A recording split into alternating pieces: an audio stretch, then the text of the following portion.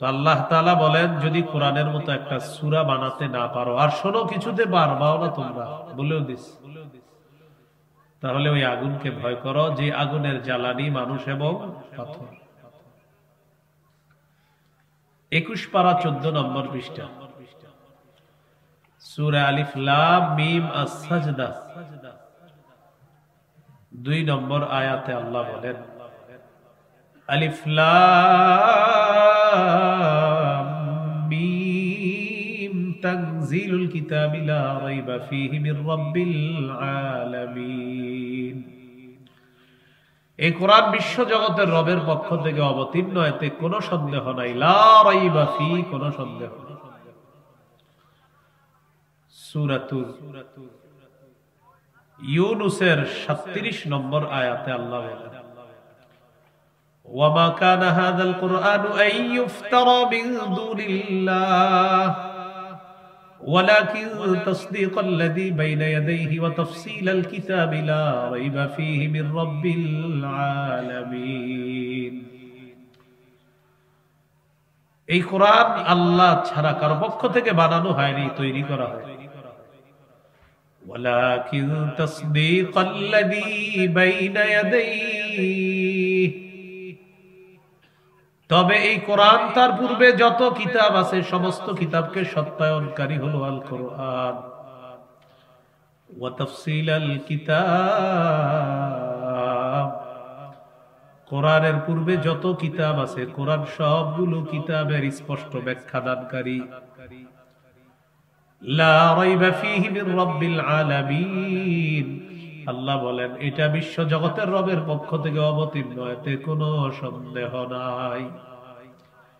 যালিকাল কিতাব লা রাইবা ফী, এটা যে আল্লাহর পক্ষ থেকে অবতীর্ণ কিতাব, এতে কোনো সন্দেহ নেই। এরপরে আল্লাহ বলেন হুদাল লিল মুত্তাকিন, কোরআন মুত্তাকিদের জন্য হেদায়েত।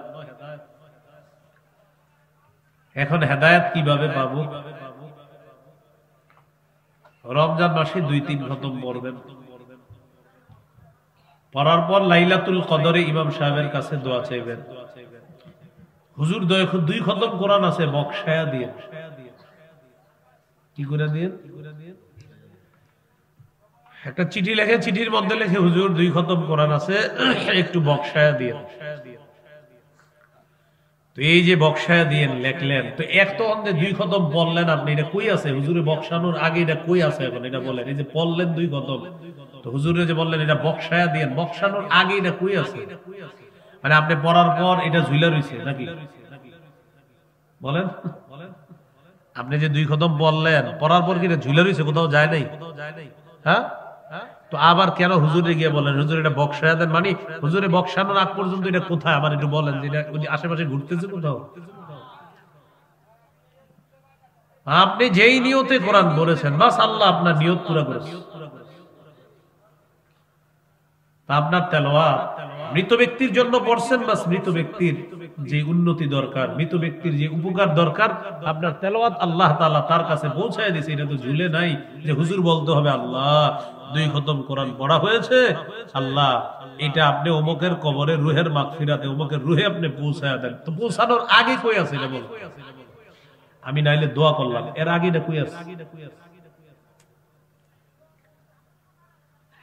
এই হলো রমজান মাসে অনেকে তেলাওয়াত করে, করার পর গিলাফের মধ্যে রেখে এটা আবার উঠায় রেখে দেয়, আবার আগামী রমজানে খোলে। আল্লাহ বলেন হুদাল্লিল মুত্তাকিন, এটা মুত্তাকিদের জন্য হেদায়েত। কিভাবে? প্রতিদিন পড়তে হবে, নিয়মিত পাঠক হতে হবে।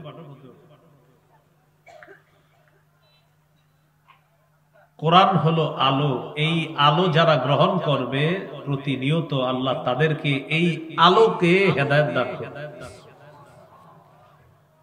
দলিল 25 পারা 8 নম্বর পৃষ্ঠা, সূরাতুশ শূরা 52 নম্বর আয়াতে আল্লাহ বলেন ওয়ালাকিন জাআলনাহু নূরান নাহদি বিহি মান নাশাউ মিন ইবাদিনা। আল্লাহ তাআলা বলেন এই কোরআনকে আমি বানিয়েছি আলো, নূর বানিয়েছি, নূরের মাধ্যমে আমার বান্দাদের মধ্যে যাকে চাই তাকে আমি আল্লাহ হেদায়েত দান করে দেই। তাহলে কোরআন আলো, কোরআন নূর, এই নূর গ্রহণ করতে হবে। এটা জিবরিল আমিন নিয়ে এসেছে, এটা আল্লাহর পক্ষ থেকে অবতীর্ণ। ওয়া ইন্নাহু লাতানজিলু রাব্বিল আলামিন নাযালা বিহির রূহুল আমিন আলা কলবিকা লিতাকুনা মিনাল মুনযিরিন বিলিসানিন আরাবিয়্যিন মুবিন। এটা আল্লাহর পক্ষ থেকে অবতীর্ণ, জিবরিল আমিন নিয়ে এসেছে, আপনার সিনায় রেখে দিয়েছে, এটা আরবি ভাষায় আল্লাহ পাঠিয়েছে। সূরা ইউনূসের 57 নম্বর আয়াতে আল্লাহ বলেন, ইয়া আইয়ুহান নাসু ক্বাদ জাআতকুম মাউইযাতুম মির রাব্বিকুম ওয়া শিফাউন লিমা ফিস সুদুরি ওয়া হুদাও ওয়া রাহমাতুল লিল মুমিনিন। আল্লাহ বলেন, হে মানুষ, তোমাদের কাছে তোমাদের রবের পক্ষ থেকে ওয়াজ এসেছে। ওয়াজ কি এসেছে? বলেন ওয়াজ, সবাই বলেন। পুরা কোরআনটা ওয়াজ। সুবহানাল্লাহ, পুরা কোরআন কি? এখন আপনারা আজকে এখানে ওয়াজ শুনতে আসছেন, আপনারা চাইলে প্রতিদিন ঘরে বসেও ওয়াজ দেখতে পারেন। কোরআন এটা খুলবেন, খোলার পর অনুবাদ পড়বেন, এই তো ওয়াজ নসিহত গ্রহণ করবেন। কোরআন বলবে, হে ঈমানদারগণ, লা তাকুলুর রিবা, সুদ খায়ও না। কোরআনে আয়াত আছে, সূরা আলে ইমরান 130 নম্বর আয়াত। তো কোরআন আপনারে ওয়াজ করতেছে, সুদ খায়ও না। সূরা বাকারা 275 নম্বর আয়াতে কোরআন ওয়াজ করতেছে, আল্লাযীনা ইয়াকুলুনা রিবা লা ইয়াকুমুনা ইল্লা কামা ইয়াকুমুল্লাযী ইয়াতাখাব্বাতুহুশ শাইতানু মিনাল মাস। যারা সুদ খায় কিয়ামতের ময়দানে এমন অবস্থায় উঠবে, দেখলে মনে হবে তারা পাগল। এই যে কোরআন আপনারে ওয়াজ করতেছে, পুরা কোরআন ওয়াজ।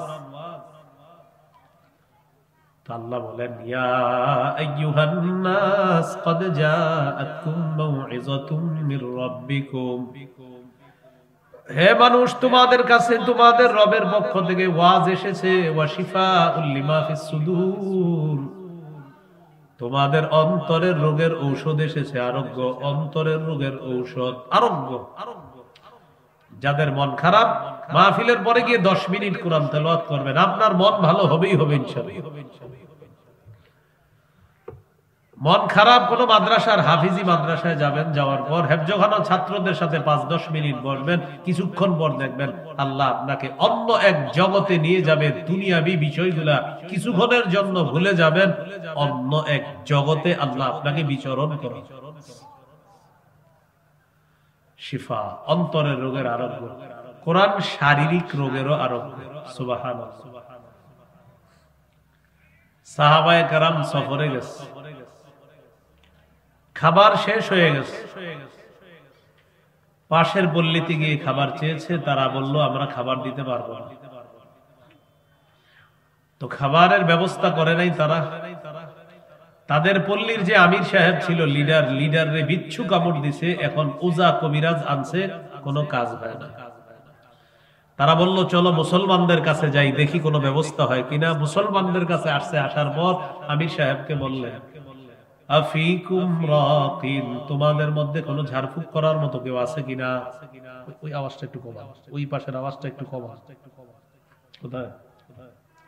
এই ভাই, দূরের আওয়াজটা একটু কমায় দাও। ওই মাইক ম্যান ঘুমাইতেছে? আচ্ছা আচ্ছা, থাক থাক থাক, জাগ্রত করে। না না, ডাক দেন না, ডাক দেন। তো সাহাবায়ে কেরাম পাশের এক এলাকায় গেছে, যাওয়ার পর খ্রিস্টান বা পাশের পল্লীর কাছে গিয়ে বলছে আমাদের খাবারের প্রয়োজন। তো তারা খাবারের ব্যবস্থা করতে পারে নাই। তাদের লিডারকে বিচ্ছু কামড় দিচ্ছে। বিচ্ছু কামড় দেওয়ার পর কবিরাজ আনছে, সব আনছে, ভালো হয় না। এবার সবাই গেছে মুসলমানদের আমির সাহেবের কাছে, বললেন তোমাদের মধ্যে কেউ ঝাড়ফুঁক করার মতো আছো? আমির সাহেব বললেন আছে, তবে করব না। কেন? খাবার চেয়েছিলাম, খাবার ব্যবস্থা করছিলাম। যদি তুমি ঝাড়ফুঁক করো তাহলে 30টা বকরি দিব। যদি লিডার ভালো হয়ে যায়। মুসলমানদের আমির সাহেব গেলেন, কি যেন বলে ফু দিছে, আল্লাহ ভালো করে 30টা বকরি পেয়েছে। পাওয়ার পর বকরি নিয়ে আসছে, আসার পর মাসালা সাহাবায়ে কেরামের মধ্যে মতভেদ, এই বকরি খাবো কিনা, 30টা বকরি ফু দিয়ে আনলাম, এটা খাওয়া জায়েজ আছে কিনা, মাসালা তারা অনুসন্ধান করতেছে। নবীজির কাছে গেলেন, গিয়ে বললেন, ইয়া রাসূলুল্লাহ, এমন এমন ঘটনা, ফু দিয়ে 30টা বকরি পাইছি, এখন কি এগুলা খাওয়া জায়েজ আছে? নবীজি বললেন, কি পরে ফু দিছো? হুজুর সূরা ফাতিহা পড়া ফু দিছি, আল্লাহ ভালো করে। এইজন্য আপনাদের ঘরে যখন কোনো সমস্যা হবে, পেটে, বিশেষ করে পেটে যদি সমস্যা হয়, সূরা ফাতিহা 7 বার পড়বেন আর এই পানিতে ফু দিয়ে খাবেন। যার সমস্যা তাকে পান করাবেন, ইনশাআল্লাহ কিছুক্ষণের মধ্যে রেজাল্ট পাবেনই পাবেন ইনশাআল্লাহ। কয়বার? সাহাবী বললেন, হুজুর সূরা ফাতিহা পড়ছি, এটা পুরো ফু দিছি, লিডারে আল্লাহ ভালো করে দিয়েছে।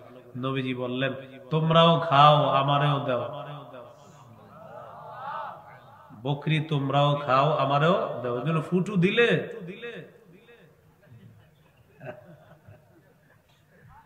আচ্ছা যায়।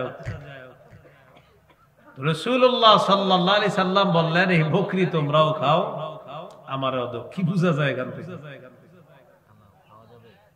এটা জায়েজ আছে, এটা খাওয়া যায়। আপনারা আলেমদের কাছে যান, ওনারা এমনি দিবে ইনশাআল্লাহ, আপনারা টেনশন করেন না।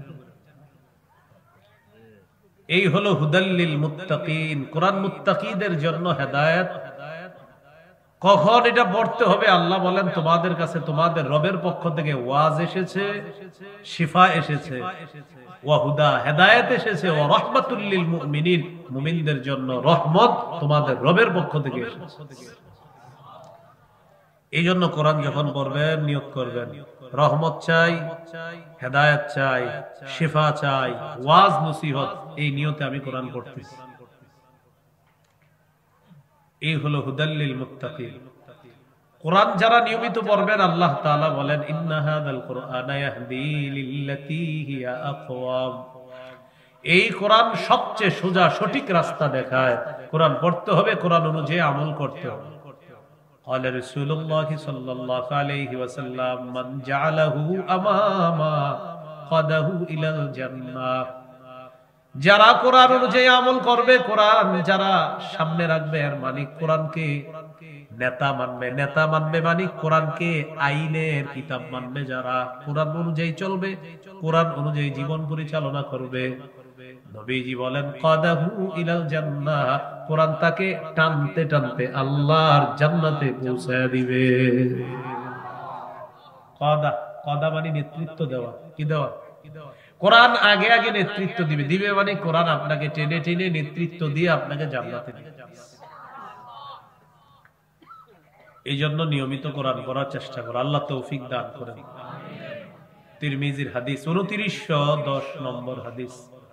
قال رسول الله صلى الله عليه وسلم من قرأ حرفا من كتاب الله فله به حسنة والحسنة بعشر أمثالها لا أقول ألف لام ميم حرف ولكن ألف حرف ولام حرف وميم حرف। নবীজি বলেন, কোরআনের একটা অক্ষর যদি কেউ তেলাওয়াত করে, সাথে সাথে তার আমলনামায় 10টা নেকি লিপিবদ্ধ হয়ে যায়। নবীজি বলেন, আলিফ লাম মিম পুরাটা একটা অক্ষর, এমনটা বলি না, বরং আলিফ একটা অক্ষর, লাম একটা অক্ষর, মিম একটা অক্ষর। কেউ যদি আলিফ লাম মিম এতটুকু তেলাওয়াত করে, তার আমলনামায় 3 10 30টা নেকি লিপিবদ্ধ হয়ে যায়। আলিফ লাম মিম পড়বে 30টা নেকি। এই জন্য কোরআন পড়বো আমরা ইনশাআল্লাহ। সহিহ বুখারীর একটা হাদিস শুনেন, 5011 নম্বর হাদিস। এক সাহাবী রাতের বেলা সূরা কাহফ পড়তেছে, ফাতাগাশাতহু সাহাবা, আকাশের এক খণ্ড মেঘ আইসা তার বাড়ির উপরে দাঁড়াইছে। ফাজআলা ফারাসুহু ইয়ানফিরু, তার ঘোড়া লাফায়। তিনি তেলাওয়াত করে, ঘোড়া লাফায়, মেঘখণ্ড বাড়ির উপরে। তো তেলাওয়াত যখন শেষ, ঘোড়ার লাফানো বন্ধ হয়ে গেছে, মেঘখণ্ড উপরে চলে গেছেন। পরের দিন নবীজির কাছে যাওয়ার পর বললেন, হুজুর এমন এমন ঘটনা রাতের বেলা ঘটছে। فقال رسول الله صلى الله عليه وسلم تلك السكينة تنزلت بالقرآن কোরআন পড়লে সাকিনা নাজিল হয়, প্রশান্তি নাজিল হয় তুমি কোরআন পড়ার কারণে। গত রাতে আল্লাহ তাআলা যে প্রশান্তি আর সাকিনা নাজিল করেছেন স্বচক্ষে তুমি এই সাকিনা দেখতে পেয়েছো। কোরআন তেলাওয়াত করার কারণে এটা সাকিনা, এটা প্রশান্তি মেঘের রূপ নিয়ে তোমার বাড়ির উপরে আসছে। এটা ছিল সাকিনা, এটা প্রশান্তি, এটা কোরআন পড়লে আল্লাহ নাজিল। আপনি এখন গিয়ে যদি কোরআন পড়েন তো এই সাকিনা আসবে, হয়তো আপনি দেখবেন না কিন্তু আসবে, এটা নিশ্চিত। সহিহ মুসলিমের হাদিস, উসাইদ ইবনে হুযাইর রাদিয়াল্লাহু তাআলা একদিন রাতের বেলা কোরআন পড়তেছে তার ঘোড়ার আস্তাবলের মধ্যে। আমাদের বাংলাদেশে গরুর ঘর, গোয়াল ঘর, সেখানে হলো আপনার ঘোড়ার ঘর, আস্তাবল, ঘোড়ার আস্তাবল। আস্তাবলে কোরআন পড়তেছে, পাশে তার সন্তান ইয়াহইয়া শুয়ে আছে। তিনি কোরআন পড়ে আকাশের একখণ্ড মেঘ বাড়ির উপরে চলে আসছে। এই মেঘের ভিতরে হলো ছোট্ট ছোট্ট বাতির মতো দেখা যায়, ছোট ছোট বাতি দেখা যায়। তিনি অবাক হয়ে গেলেন, তিনি কোরআন পড়লেন। তিনি যত পরে মেঘখণ্ড নিচে আসে আর তার ঘোড়াটা শুধু লাফায়। সকালবেলা রাসূলুল্লাহ সাল্লাল্লাহু আলাইহি সাল্লামের কাছে গেলেন, যাওয়ার পর পুরো ঘটনা বললেন। নবীজি বললেন, ইকরা ইবনে হুযাইর, ও উসাইদ ইবনে হুযাইর তুমি যদি আরো তেলাওয়াত করতা। সাহাবী বলেন, হুজুর আরো তেলাওয়াত করছি। মেঘখণ্ড নিচের দিকে আসে, আমার ঘোড়া শুধু লাফায়। নবীজি বললেন, তুমি যদি আরো তেলাওয়াত করতা। তিনি বলেন, আমি আরো তেলাওয়াত করছি, ঘোড়া লাফায়। তুমি যদি আরো পড়তা। সাহাবী বললেন, খাশিতু আন তাতা ইয়াহইয়া, হুজুর আমি ভয় পেয়ে গেলাম ঘোড়া লাফাইতে লাফাইতে আমার সন্তান ইয়াহইয়ার গায়ে যদি পড়ে, এই জন্য আমি তেলাওয়াত বন্ধ করে দিছি। নবীজি বললেন, এগুলা কে ছিল জানো? তিলকাল মালাইকাতু তাসতামিউ লাক।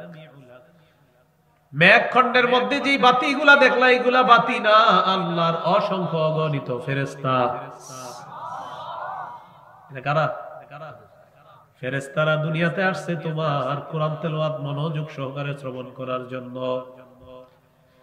এই জন্য রাতের বেলা কোরআন তেলাওয়াত করলে ইয়াকিন করা সাকিনা নাজিল হয়, ফেরেশতারা আসে কোরআন তেলাওয়াত শোনার জন্য। নবীজি বললেন, তুমি যদি ফজর পর্যন্ত কোরআন তেলাওয়াত করতা, ফজরের নামাজের সময় তোমার বাড়ির সামনে দিয়ে যারা ফজরের নামাজ পড়তে যাইতো তারা স্বচক্ষে আল্লাহর ফেরেশতাদেরকে দেখতে পাইতো। তাহলে কোরআন পড়বো, আমরা কোরআন পড়বো ইনশাআল্লাহ। তিরমিজির হাদিস 2909 নম্বর হাদিস, قال رسول الله صلى الله عليه وسلم خيركم من تعلم القرآن وعلمه। নবীজি বলেন, তোমাদের মধ্যে সর্বোত্তম ওই ব্যক্তি যে কোরআন শিখে অন্যকে শিখায়। তোমাদের মধ্যে সর্বোত্তম ওই ব্যক্তি যে কোরআন শিখে অন্যকে শিখায়। কোরআন শুনবো, বলেন সবাই কোরআন। এতক্ষণ জানলাম কোরআন পড়বো, এখন জানবো কোরআন শুনবো। সূরা আরাফের 204 নম্বর আয়াতে আল্লাহ বলেন, ওয়াইদা কুরিআল কুরআনু ফাসতামিউ লাহু ওয়া আনসিতু লাআল্লাকুম তুরহামুন। যখন কোরআন পড়া হয় তখন তোমরা মন পেতে, মনোযোগ সহকারে কান পেতে তোমরা কোরআন শুনবা এবং চুপ থাকবা, যাতে তোমাদের প্রতি দয়া করা হয়, রহম করা হয়। কোরআন মনোযোগ সহকারে শুনলে আল্লাহর পক্ষ থেকে আমাদের প্রতি দয়া করা হবে। এই জন্য কোরআন মনোযোগ সহকারে শ্রবণ করা। একদিন রাতের বেলা রাসূল সাল্লাল্লাহু আলাইহি সাল্লাম তার স্ত্রীকে নিয়ে হাঁটতে বের হয়েছে, আম্মা জান আয়েশা সিদ্দিকা রাদিয়াল্লাহু তাআলা আনহাকে নিয়ে। আপনিও রাতের বেলা স্ত্রী নিয়ে হাঁটতে বের হবেন, মেলা টেলায় যায় না, এমনি একটু রাস্তাঘাটে হাঁটতে। নবী তার স্ত্রীকে নিয়ে বের হয়েছে। হঠাৎ দেখে এক জায়গায় তার সাহাবী আবু মুসা রাদিয়াল্লাহু তাআলা দাঁড়িয়ে দাঁড়িয়ে কোরআন তেলাওয়াত করতেছে। নবীজি তার পিছনে দাঁড়িয়ে কোরআন তেলাওয়াত শুনতেছে। চুপচাপ কোরআন তেলাওয়াত শুনে আবার চুপচাপ নবীজি তার স্ত্রীকে নিয়ে চলে গেলেন। পরের দিন আবু মুসা রাদিয়াল্লাহু তাআলা নবীজির দরবারে গেলেন। নবীজি বললেন, আবু মুসা, গত রাতে অমুক জায়গায় দাঁড়িয়ে তুমি কোরআন তেলাওয়াত করতেছিলা, হুজুর আপনি কিভাবে জানলেন? নবীজি বললেন, তুমি তেলাওয়াত করতেছিলা, আমি আর আয়েশা তোমার তেলাওয়াত চুপচাপ শুনে আবার চুপচাপ চলে আসছে। সাহাবী বললেন, লাউ আলিমতু বিমাকানিকা লাহাব্বারতু লাকা তাহবীরা। ইয়া রাসূলুল্লাহ, আমি যদি জানতাম আমার পিছনে আপনি আছেন, আমি আরো সুন্দর করে কোরআন তেলাওয়াত করতাম। হুজুর, আমি যদি জানতাম আমার পিছনে আপনি আছেন, আমি আরো সুন্দর করে কোরআন তেলাওয়াত করতাম।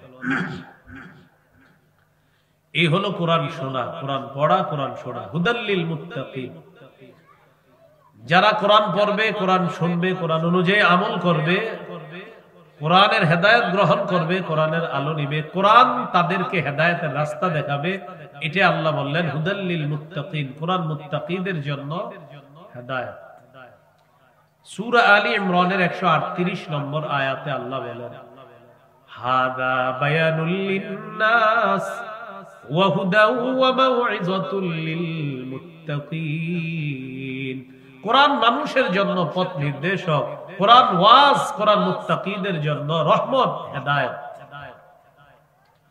সূরা বাকারা 185 নম্বর আয়াত, 2 পারা 7 নম্বর পৃষ্ঠার শুরুর আয়াত। আল্লাহ বলেন, শাহরু রমাদানাল্লাযী উনজিলা কুরআন হুদাল লিন্নাস।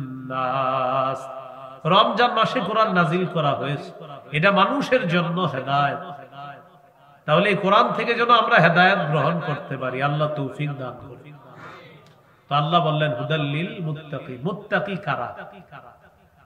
আল্লাযীনা ইউমিনুনা বিল গায়বি ওয়া ইউকিমুনাস সালাহ।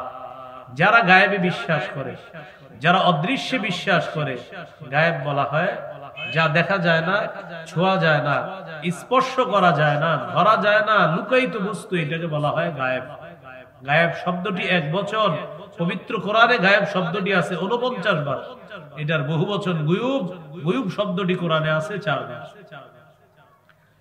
তো আল্লাহ বলেন মুত্তাকিদের 1 নাম্বার বৈশিষ্ট্য, যারা গায়েবে বিশ্বাস করে, যারা অদৃশ্যে বিশ্বাস করে, লুকায়িত বস্তুতে যারা বিশ্বাস করে, এটা হলো গায়েব। ঈমান বিল গায়েব কি জিনিস? ঈমানের আবিধানিক অর্থ আত-তাসদীক, বিশ্বাস করা। ঈমানের পারিভাষিক অর্থ আত-তাসদীকু বিমা জাআ বিহি রাসূলুল্লাহ সাল্লাল্লাহু আলাইহি সাল্লাম মিন ইনদিল্লাহ ওয়াল ইকরারু বিহি। নবী আল্লাহর কাছ থেকে যা নিয়ে এসেছেন এটা বিশ্বাস করা এবং এটা স্বীকার করার নাম হলো ঈমান। মুহাদ্দিসিনে কেরাম বলেন 3 জিনিসের নাম ঈমান। বলেন তো কয় জিনিসের নাম ঈমান? বলেন আমার সাথে। অন্তরে বিশ্বাস করা, মুখে স্বীকার করা, আমলে বাস্তবায়ন করা, এই 3 জিনিসের নাম ঈমান। হাদিসে আসছে মৌলিক ভাবে, বলেন মৌলিক ভাবে 6টি বিশ্বাসের নাম ঈমান। বলেন তো মৌলিক কয় বিশ্বাসের নাম ঈমান? সহিহ বুখারীর বর্ণনা 4777 নম্বর হাদিস। জিবরিল আমিন নবীজির কাছে আসলেন, প্রশ্ন করলেন, মাল ঈমানু ইয়া রাসূলুল্লাহ, ঈমান কি জিনিস আপনার কাছে জানতে চাই। নবীজি বললেন, আন তুমিনা বিল্লাহি ওয়া মালাইকাতিহি ওয়া কুতুবিহি ওয়া রুসুলিহি ওয়া লিকাইহি ওয়া তুমিনা বিল বাসিল আখির। আল্লাহ বিশ্বাস করা, ফেরেশতাদেরকে বিশ্বাস করা, আল্লাহর কিতাব বিশ্বাস করা। 4 নাম্বার আল্লাহর রাসূলদেরকে বিশ্বাস করা। 5 নাম্বার আল্লাহর সাথে সাক্ষাৎ বিশ্বাস করা। 6 নাম্বার পুনরুত্থান, মরণের পর আরেকটা জগৎ হবে, এই টোটাল জগৎটা বিশ্বাস করার নাম হলো ঈমান। এই 6 জিনিসের নাম ঈমান। বলেন আল্লাহ দেখি, সবাই বলেন আল্লাহ দেখি, বিশ্বাস করি। এটাকে বলা হয় ঈমান বিল গায়ব। ফেরেশতা দেখি না, বিশ্বাস করি, এটাকে বলা হয় ঈমান বিল গায়ব। জান্নাত জাহান্নাম দেখি না, বিশ্বাস করি। পুলসিরাত, মিজান, হাসর কিচ্ছু দেখি না, বিশ্বাস করি। এটাই হলো আল্লাযীনা ইউমিনুনা বিল গায়ব। আল্লাহ বলেন মুত্তাকি কারা? যারা গায়েবে বিশ্বাস করে, না দেখেও বিশ্বাস করে, তাদেরকে আল্লাহ মুত্তাকি বলে। এরপরে আল্লাহ বলেন ওয়া ইউকিমুনাস সালাহ, যারা নামাজ কায়েম করে। নামাজ কি জিনিস? ক্বালা রাসূলুল্লাহ সাল্লাল্লাহু আলাইহি ওয়াসাল্লাম, লা ঈমানা লিমান লা আমানাতা লা ওয়ালা সালাতা লিমান লা তুহুরা লা ওয়ালা দীনা লিমান লা সালাতা লা। নবীজি বলেন, যার আমানতদারিতা নাই তার ঈমান নাই, যার পবিত্রতা নাই তার নামাজ নাই, আর যার নামাজ নাই তার দ্বীন নাই। যার নামাজ নাই তার কি নাই? দ্বীন নাই। এরপর নবী বলেন, ইন্নামা মাউদিউস সালাতি মিনাদ দ্বীন কামাউদিউর রাসি মিনাল জাসাদ। নবী বলেন, শরীরের মধ্যে মাথা যেমন, দ্বীনের মধ্যে নামাজ তেমন। শরীরের মধ্যে মাথা যেমন, দ্বীনের মধ্যে নামাজ। তাহলে শরীরের মধ্যে মাথার অবস্থান যেমন, দ্বীনের মধ্যে নামাজের অবস্থান তেমন। মাথা ছাড়া শরীর যেমন নাই, নামাজ ছাড়া তেমন দ্বীন। এজন্য নামাজ পড়তে হবে। ইবনে মাজার হাদিস 278 নম্বর হাদিস, রাসূলুল্লাহ সাল্লাল্লাহু আলাইহি সাল্লাম বলেন, ইস্তাকিমু, তোমরা অটল থাকো, অবিচল থাকো দ্বীনের উপর। ফানি'ম্মা আন তাস্তাকিমু, দ্বীনের উপর অটল থাকা তোমাদের জন্য কতই না কল্যাণ। এরপরে রাসূলুল্লাহ সাল্লাল্লাহু আলাইহি সাল্লাম বলেন, ওয়া'লামু আন্না মিন আফযালি আ'মালিকুম আস-সালাহ। নবীজি বলেন, শোনো, জেনে রাখো, তোমাদের সবচাইতে শ্রেষ্ঠ আমল হলো নামাজ। সবচাইতে শ্রেষ্ঠ আমল হলো নামাজ। ওয়ালা ইউহাফিজু আলাল ওযুই ইল্লা মুমিনুন। নবীজি বলেন, মুমিনরা যত্ন সহকারে ওযু করে। মুমিনরা যত্ন সহকারে ওযু করে। আবার মুমিনদেরকে আল্লাহ হুকুম করেছেন যত্ন সহকারে নামাজ পড়তে। সূরা বাকারা 238 নম্বর আয়াতে আল্লাহ বলেন, হাফিজু আলাস সালাওয়াত, তোমরা নামাজ সমূহের প্রতি যত্নবান হও। সূরা বাকারার 43 নম্বর আয়াতে আল্লাহ বলেন, আকিমুস সালাহ, তোমরা নামাজ কায়েম করো। সূরা তাহার 14 নম্বর আয়াতে আল্লাহ বলেন, ইন্নানি আনাল্লাহু লা ইলাহা ইল্লা আনা ফা'বুদনি ওয়া আকিমিস সালাতা লিযিকরি। আমি আল্লাহ, আমি ছাড়া কোনো ইলাহ নাই, আমার ইবাদত করো, আমার শরণার্থে নামাজ কায়েম করো। সূরা হুদের 114 নম্বর আয়াত, ওয়া আকিমিস সালাতা তারাফাইন নাহার ওয়া যুলাফাম মিনাল লাইল। দিনের দুই প্রান্তে নামাজ কায়েম করো এবং রাতের কিছু অংশেও নামাজ পড়ো। দিবসের দুই প্রান্তে নামাজ কায়েম করো, রাতের কিছু অংশেও নামাজ কায়েম করো। সূরা আনকাবুতের 45 নম্বর আয়াতে আল্লাহ বলেন, উতলু মা উহিয়া ইলাইকা মিনাল কিতাবি ওয়া আকিমিস সালাহ। আপনার প্রতি যে ওহী প্রেরণ করা হয়, কিতাব, যে কিতাবের যে ওহী হিসাবে আসে আপনার কাছে, এটা আপনি তেলাওয়াত করেন। ওয়া আকিমিস সালাহ, নামাজ কায়েম করেন। কি কায়েম করেন? নামাজ কায়েম করেন। নামাজ কায়েম করা দ্বারা 5টা উদ্দেশ্য। কয়টা? 5টা। 1 নাম্বার, আল মুহাফাজাতু আলা শুরুতিস সালাহ। নামাজের পূর্বে কিছু শর্ত আছে, এই শর্তগুলা গুরুত্ব দেওয়া। শরীর পাক, কাপড় পাক, নামাজের জায়গা পাক, সতর ঢাকা, কিবলামুখী হওয়া, ওয়াক্ত মতো নামাজ পড়া, নামাজের নিয়ত করা। 1 নাম্বার শরীর পাক করা। নামাজের আগে চেক করতে হবে শরীর পাক আছে কিনা। এই পাক পবিত্র চেক করা মানে নামাজ কায়েম করা। সূরা মাইদার 6 নম্বর আয়াতে আল্লাহ বলেন, ইয়া আইয়ুহাল্লাযীনা আমানু ইযা কুমতুম ইলাস সালাহ ফাগসিলু ওয়ুজুহাকুম ওয়া আইদিয়াকুম ইলাল মারাফিকি ওয়ামসাহু বিরুউসিকুম ওয়া আরজুলাকুম ইলাল কা'বাইন। হে ঈমানদার, যখন তোমরা নামাজের ইচ্ছা করো, তখন তোমরা তোমাদের মুখমণ্ডল ধৌত করো, হাত ধৌত করো, মাথা মাসে করো, পা ধৌত করো।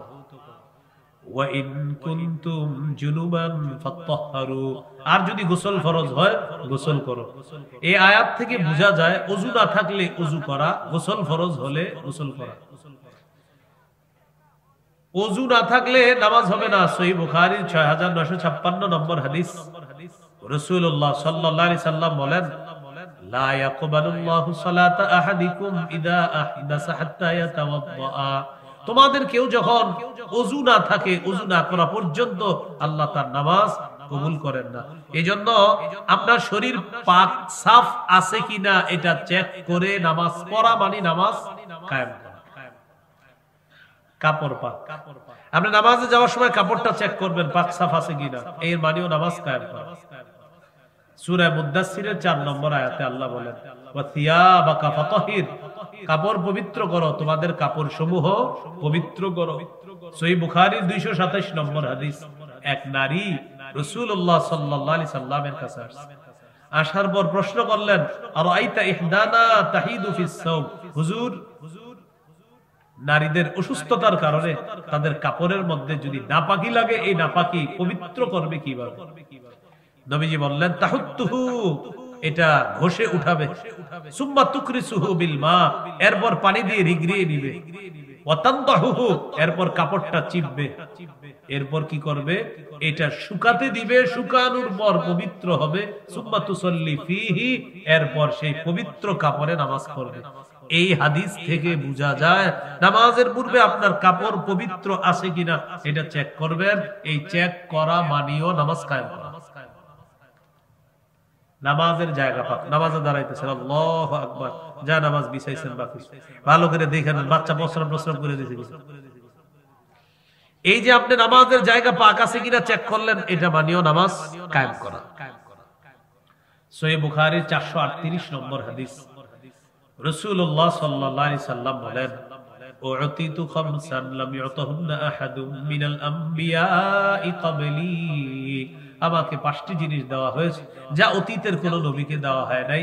এই 5টার মধ্যে একটা হলো ওয়াজুইলাত লিয়াল আরদু মাসজিদান ওয়া তাহুরা, আমার জন্য পুরা পৃথিবী পবিত্র করে দেওয়া হয়েছে, পুরা পৃথিবীটা আমার জন্য মসজিদ বানিয়ে দেওয়া হয়েছে। আমার উম্মতের যেখানে নামাজের সময় হবে সে ওখানেই নামাজ পড়বে, আল্লাহ তার নামাজ আদায় করবে, আল্লাহ তার নামাজ কবুল করে। এখান থেকে বোঝা যায় নামাজের জায়গাটা আগে থেকে পাক আছে, কিন্তু আমি আপনি নাপাক করি। এই নাপাক করার পর পাক করছি কিনা চেক করা মানে নামাজ কায়েম করা। সতর ঢেকে নামাজ পড়া। সূরা আরাফের 31 নম্বর আয়াতে আল্লাহ বলেন, ইয়া বানি আদম খুযু যিনাতাকুম ইনদা কুল্লি মাসজিদ, হে আদম সন্তান, প্রত্যেক নামাজের সময় বেশভূষা ধারণ করো, সুন্দর পোশাকে নামাজ পড়ো, উত্তম পোশাকে নামাজ পড়ার চেষ্টা করো। অনেকে আমরা গামছাটা গায়ে দিয়েই দাঁড়ায়, হ্যাঁ গামছা গায়ে দিয়ে কি করি? আপনি একটা ভিডিও করবেন, আপনি যে গামছা গায়ে দিয়ে নামাজ পড়েন, এটা আপনি নিজে ভিডিও করি। ভিডিও করার পর এবার দেখবেন সম্মানিত আপনাকে কেমন দেখা যায়। এই যে গামছা পরে যে নামাজটা পড়ছেন, মানে আমরা না, মানে আপনি দেখবেন আপনারা কেমন দেখা যায়। তো আপনি যদি বলেন না হুজুর আমার তো মাশাআল্লাহ সুন্দর দেখা গেছে, তো আপনি এটা পুরি আপনি একটু দেখেন, আপনি যখন গামছাটা পরে নামাজ পড়েন, আমি এরকম না যে আপনার ড্রেস নাই, সুন্দর কাপড় চোপড় আছে, এরপরে মানে অলসতা বসত বাড়িতে গিজাইতে হবে, আবার কাপড় পরতে হবে, গেঞ্জি পরতে হবে, ধুর গরম লাগতেছে, গামছাটা পরে আছে যাক নামাজ ভাই, তারপরেও পইরেন নামাজ, ছাইরেন না।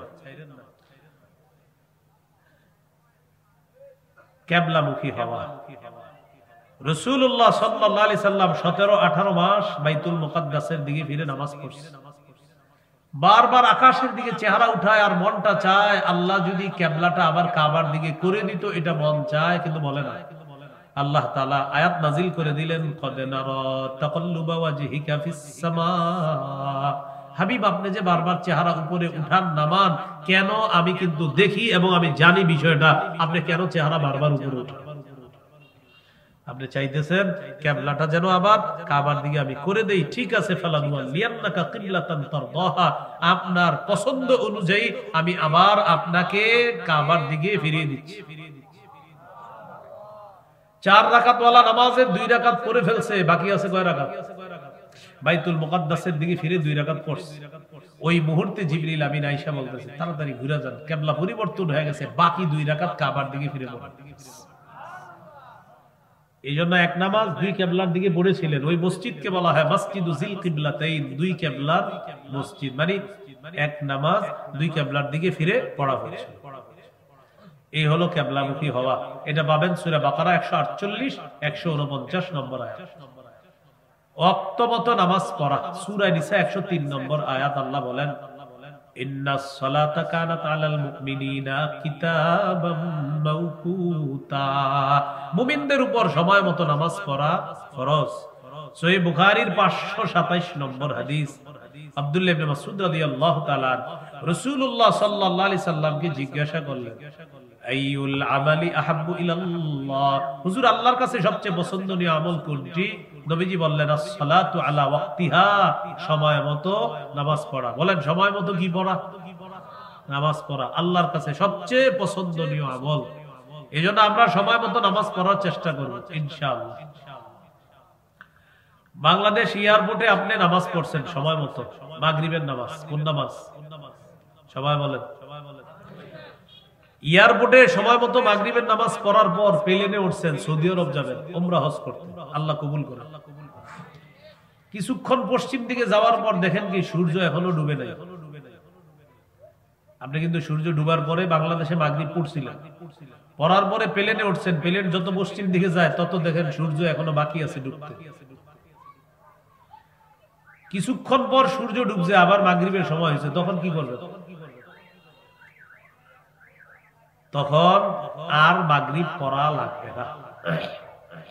বলেন একদিনে, বলেন এক ওয়াক্ত নামাজ একবারই ফরজ। তো যেহেতু মাগরিব ফরজ একবার পড়ে ফেলছেন আপনি, এখন আবার সূর্য ডুবলেও পড়া লাগবে না। তো বিমানে ওঠার পর পশ্চিম দিকে যাওয়ার পর বিমান যদি সূর্য আবার ডুবে আর মাগরিবের সময় হয়, তাহলেও আর মাগরিব পড়া লাগবে না। হলো অক্ত মতো নামাজ পড়া। এই সময় মতো নামাজ পড়বেন, এটাও নামাজ কায়েম করা। আবার নামাজ সময় হওয়ার আগে পড়া যাবে না, নামাজ সময় হতে হবে, জিজ্ঞাসা করে নিতে হবে ভাই আসরের সময় হয়েছে কিনা একটু বলেন তো, আউয়াল ওয়াক্তে আসরটা পড়ে নেই, এই যাচাই বাছাই করে নামাজ পড়া মানে নামাজ কায়েম। নামাজের নিয়ত করা, বিশুদ্ধ নিয়তে নামাজ পড়া। সহিহ বুখারীর 1 নম্বর হাদিস, ইন্নামাল আমালু বিন্নিয়াত। রাসূলুল্লাহ সাল্লাল্লাহু আলাইহি সাল্লাম বলেন আমলের প্রতিদান বিশুদ্ধ নিয়তের সাথে, আমলের প্রতিদান বিশুদ্ধ নিয়তের সাথে। এই হলো নামাজ কায়েম করা। নামাজ কায়েম করা দ্বারা 5টা উদ্দেশ্য। 1 নাম্বার হলো পূর্বের শর্তগুলা গুরুত্ব দেওয়া, এইগুলো 1 নাম্বার। 2 নাম্বার, নামাজ কায়েম করা মানে রুকু সেজদাগুলা সুন্দরভাবে আদায় করা, বুলেটের গতিতে আদায় না। জোহরের নামাজের আছে আর 2 মিনিট, আপনি মসজিদে এসে দেখেন জোহর দাঁড়াবে আর 2 মিনিট পরে, তো জোহরের আগে 4 রাকাত সুন্নতে নিয়ত করে লেছেন, আছে কয় মিনিট? এবং এই 2 মিনিটে উনি 4 রাকাত সুন্নত পুরা প্যাকেজ কমপ্লিট কইরা আপনারে দেখাই দেন। কয় মিনিটে? কইরা আবার আস্তাগফিরুল্লাহ পরে বসে বসে আস্তাগফিরুল্লাহ। আপনারে বুঝাবে বাপের বেটা হইলে তুমিও দেখাও, আমি তো দেখাইলাম। 2 মিনিটে, আচ্ছা আপনি ঢুকার পরে যখন দেখলেন 2 মিনিট জোহরের আছে, আপনি কেন সুন্নতে দাঁড়াইলেন? বলে জোহর পড়বেন, জোহরের পরে 2 রাকাত সুন্নত পড়বেন, পড়ার পর ওই বকেয়া 4 রাকাত পরে পড়বেন, মনে থাকবেন ইনশাআল্লাহ। এজন্য তড়িৎ গতিতে নামাজ না পড়া। আবু দাউদের 1449 নম্বর হাদিস, নবীকে প্রশ্ন করা হলো আল্লাহর কাছে সবচেয়ে মর্যাদাপূর্ণ আমল কোনটি? নবীজি বললেন তুলুল কিয়াম, লম্বা সময় নামাজে দাঁড়িয়ে থাকা। এজন্য জোহরের আগে 4 রাকাত সুন্নত অন্তত 10 মিনিট সময় নিয়ে দাঁড়াবেন। কয় মিনিট? কোন হুজুর অনেক চেষ্টার পরেও তো 10 মিনিট নিতে পারবেন। 10 মিনিট সময় নিয়ে সুন্দরভাবে নামাজ পড়বেন, রুকু সিজদা ধীরস্থির ভাবে করবেন। সহিহ বুখারী 757 নম্বর হাদিস, রাসূলুল্লাহ সাল্লাল্লাহু আলাইহি সাল্লাম মসজিদে বসা এক ব্যক্তি এসে নামাজ পড়ছে, নবীজির সালাম দিয়েছে। নবীজি বললেন ইরজি ফাসাল্লি ফাইন্নাকা লাম তুসাল্লি, যাও আবার নামাজ পড়ো, তুমি নামাজ পড়ো। গেলেন, যাওয়ার পর নামাজ পড়লেন, পরে আবার সালাম দিলেন। সালাম দেওয়ার পর নবীজি সালামের জবাব নিয়ে বললেন ইরজি ফাসাল্লি ফাইন্নাকা লাম তুসাল্লি, যাও আবার নামাজ পড়ো, তুমি নামাজ পড়ো নাই। তিনি গেলেন, আবার পড়লেন, আবার এসে সালাম দিলেন। নবী বললেন ইরজি ফাসাল্লি ফাইন্নাকা লাম তুসাল্লি, যাও নামাজ পড়ো, তুমি নামাজ পড়ো নাই। তিনি বললেন ওয়াল্লাযী বাআসাকা বিল হাক্কি মা উহসিনু গায়রা, আল্লাহর কসমের চেয়ে ভালো আমি আর পারি না, আল্লিমনি, হুজুর আমারে শিখায়া দেন। রাসূলুল্লাহ সাল্লাল্লাহু আলাইহি সাল্লাম বললেন ইদা কুনতা ইলা সালাহ ফাকাব্বির, যখন নামাজের মধ্যে দাঁড়াইবা আল্লাহু আকবার বলে নিয়ত বাঁধবা, আল্লাহু আকবার বলে হাত বাঁধবা। সানা পড়বেন, সূরা ফাতিহা পড়বেন, এরপর সুম্মা ক্রা মা তায়াসসারা মাআকা মিনাল কুরআন, কোরআনের যেখান থেকে পারেন সহজ সেখান থেকে পড়বেন। সুম্মা রুকা, এরপর রুকু করবেন, হাত্তা তাতমাইন্না রাকিআ, ধীরস্থির ভাবে রুকু করা। সুম্মা রফা রাসাকা মিনার রুকু, রুকু থেকে মাথা উঠাবা, হাত্তা তা'তাদিলা কাইমা, সোজা হয়ে দাঁড়াবা। আমাদের অনেকে বাঁকা হয়ে থাকে, আর বুঝা ইমাম সাহেব তাড়াতাড়ি সিজদা যান, আমি পারতাছি না, আপনি উঠেন তাড়াতাড়ি, এরকম রুকুতে দেখবেন উনি এমনি কিন্তু সুন্দর মানুষ, কিন্তু রুকুর থেকে ওইটা এভাবে থাকে, মানে উনি সিজদাতে যাবে। তো যাক, রাকাতে যেহেতু একটা রুকু, এই জন্য আল্লাহ বাঁচাইছে যে ওনার রুকু মোটামুটি বাঁকা বুকা হয়ে হলো, আল্লাহ জানে কতটুকু হয়েছে। নবীজি বলেন সুম্মাসজুদ, এরপর সিজদা করবা, হাত্তা তাতমাইন্না সাজিদা, ধীরস্থির ভাবে সিজদা করবা, দুই সিজদার মাঝখানে সোজা হয়ে বসবা। আপনি দেখবেন এই যে হলো মানুষটা, এই যে দেখেন মানুষ সিজদার থেকে উঠবে, উঠা মানুষটা এমন হবে উনি এক সিজদা, এই যে আরেক সিজদা দেখেন, এক সিজদা দিছে আরেক সিজদা বাঁকা হয়ে রইছে, দুই সিজদা মিলে তার সিজদা হলো একটা। দুই সিজদা মিলে কয় সিজদা হলো? তো এক রাকাতে সিজদা কয়টা? তো এক সিজদা হইলে আপনার নামাজ হলো কি? রাসূলুল্লাহ সাল্লাল্লাহু আলাইহি সাল্লাম বললেন দুই সিজদার মাঝখানে বসবা, এরপর দ্বিতীয় সিজদা করবা। এই হলো তোমার এক রাকাত। জিন্দেগিতে যত নামাজ পড়বা এইভাবে পড়বা, তাহলে এটা নামাজ হয়ে আল্লাহর কাছে যাবে। সহিহুল জামে 1671 নম্বর হাদিস, রাসূলুল্লাহ সাল্লাল্লাহু আলাইহি সাল্লাম বলেন ইন্নাল আবদা ইযা কামা ইলাস সালাহ উতিয়াত বিযুনুবিহি কুল্লিহা ফাউদিআত আলা আতিকাই। বান্দা যখন নামাজে দাঁড়ায় তার সবগুলা গুনাহ একত্রিত করে তার দুই কাঁধের মধ্যে স্তূপ আকারে রেখে দেওয়া হয়। কুল্লামা ওয়াকাআ আও সাজাদা, যখনই সে রুকু করে সিজদা করে, তাসাকাতাত আনহু, তার গুনাহগুলা ঝরে পড়া শুরু হয়। এখন বলেন এই যে বুলেটের গতিতে যেটা হইল, গুনাহ পড়ার তো সময় গুনাহ কয় কি রে আমি কি করব, মানে আপনি যে এই যে দেখেন যে এখন গুনাহ যে পড়বো এটা চিন্তিত হয়ে যায়, তা আমি এখন কি করব, গুনাহ চিন্তা করে না। আমারে তো এখানে আনছিল তুমি রুকু সিজদা করবা আর আমি ঝরে পড়বো, তো তুমি তো টাইমই দিতেছো না পড়া। বলেন আমার সাথে বলেন, রুকু সিজদা করব ততক্ষণ, বলেন গুনাহ ঝড়াতে চাই যতক্ষণ। আপনি সুযোগ দিতে হইব তো, আল্লাহু আকবার, রুকুতে আছেন এখন একটু সুযোগ দেন, গুনাহ তুমি পড়ো, একটু সুযোগ দিতে হইব না। আপনি গেলেন উঠলেন, সুযোগ তো পেল না। রাসূলুল্লাহ সাল্লাল্লাহু আলাইহি সাল্লাম বলেন রুকু যখন সিজদা করে, রুকু করে বান্দা, তার গুনাহের স্তূপ থেকে গুনাহগুলা ঝরে পড়া শুরু হয়। তাহলে আজকে থেকে রুকু সিজদা ইনশাআল্লাহ আমরা সুন্দরভাবে করব, বলেন ইনশাআল্লাহ। এইগুলো নামাজ কায়েম দ্বারা দ্বিতীয় উদ্দেশ্য। নামাজ কায়েম দ্বারা 3 নাম্বার উদ্দেশ্য হলো আল মুহাফাজাতু আলাল খুশুই ওয়াল খুজু, খুশু খুজুর সাথে নামাজ পড়া। খুশু কাকে বলে, খুজু কাকে বলে? একটু আমার সাথে বলেন, সারা জীবন মনে থাকবে। বলেন খুশু এর সম্পর্ক কলবের সাথে, খুজু এর সম্পর্ক অঙ্গ প্রত্যঙ্গের সাথে। খুজু দেখা যায়, খুশু দেখা যায়। এই যে আল্লাহু আকবার, নামাজে দাঁড়াইলাম, আমার হাত, আমার পা, আমার অঙ্গ প্রত্যঙ্গ, আমার শরীর আল্লাহর ইবাদত করবে। ঠিক আছে, আল্লাহর ইবাদত করবে। আমি সিজদা দিব আল্লাহকে, আমি রুকু করব আল্লাহর দরবারে, আমার কপাল সবকিছু সিজদা করবে। আপনি আমার নামাজ দেখে এসে বললেন বাবারে মাশাআল্লাহ, হুজুর যে কি খুশু হুজুর সাথে নামাজ পড়ে, আপনি খুশুটা দেখলেন কেমনে? খুজু ঠিক আছে, আমার অঙ্গ প্রত্যঙ্গ আল্লাহর ইবাদত করে, এটা খুজু, এটা দেখা যায়, কিন্তু খুশুটা কেমনে দেখলেন? খুশু কলবের সাথে সম্পর্ক, খুশু দেখে শুধু আল্লাহ, খুশুকে দেখে শুধু। আর যারা খুশুর সাথে নামাজ পড়ে, নামাজ আল্লাহ তাদের জন্য একদম সহজ করে দেয়। সূরা বাকারা 45 নম্বর আয়াত আছে, ওয়া ইন্নাহা লাকাবীরাতুন ইল্লা আলাল খাশিঈন। নামাজ কঠিন, তবে যাদের খুশু আছে তাদের জন্য নামাজ একদম সহজ। তাহলে পরীক্ষা হয়ে যাক, খুশুর সম্পর্ক, খুজুর সম্পর্ক অঙ্গ প্রত্যঙ্গের সাথে। তাহলে আমার অঙ্গ আল্লাহর ইবাদত করে, খুজু হলো, আমার কলব আল্লাহর ইবাদত করে, খুশু হলো।